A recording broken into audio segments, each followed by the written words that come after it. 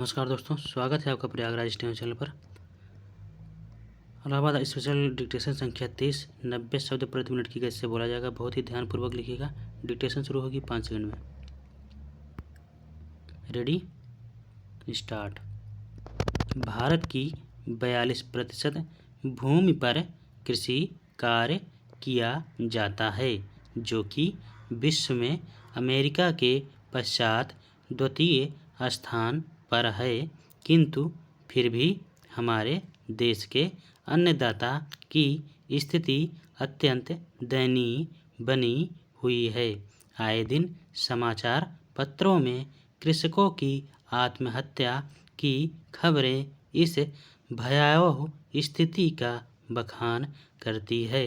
इस समस्या के मूल में जाकर देखें तो इसके कई कारण नज़र आते हैं। सर्वप्रथम हमारे देश के कृषकों में तकनीकी जागरूकता का अभाव है तथा वे आज भी परंपरागत तरीके से खेती करते हैं, जिससे उन्हें पर्याप्त लाभ की प्राप्ति नहीं होती है।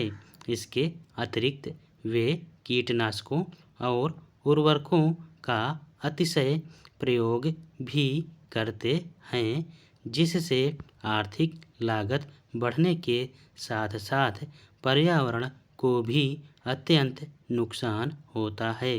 अज्ञानता के चलते कृषक मृदा की गुणवत्ता के अनुसार फसलों की पैदावार नहीं करते, जिससे उत्पादकता पर विपरीत प्रभाव पड़ता है।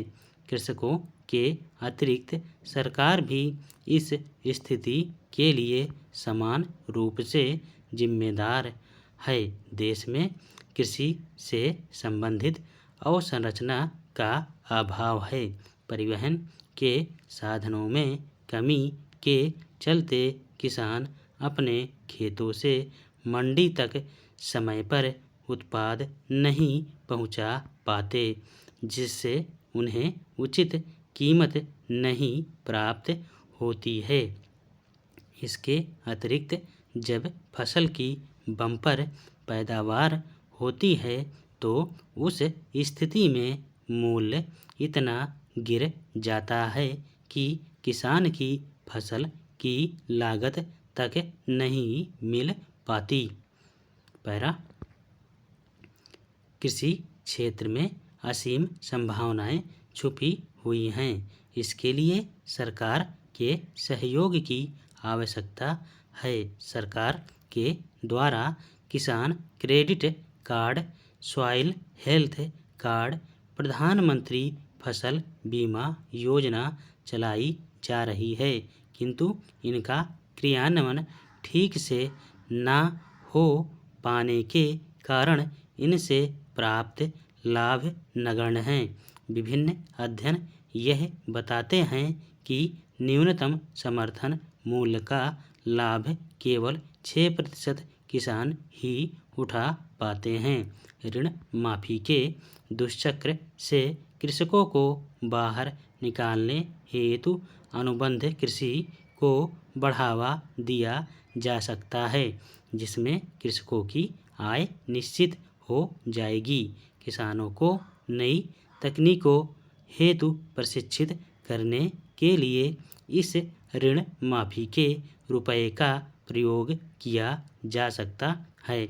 वस्तुतः लाल बहादुर शास्त्री जी ने नारा दिया था, जय जवान जय किसान, जिसका अर्थ था कि जिस प्रकार जवान सीमा पर गोलियां खाकर देश की रक्षा करता है, उसी प्रकार एक किसान सर्दी व गर्मी की मार सहकर देश के अंदर देशवासियों की रक्षा करता है। अतः इस अन्नदाता को ना तो वोट बैंक बनाने की ज़रूरत है और ना ही ऋण माफी का झुनझुना पकड़ाने की।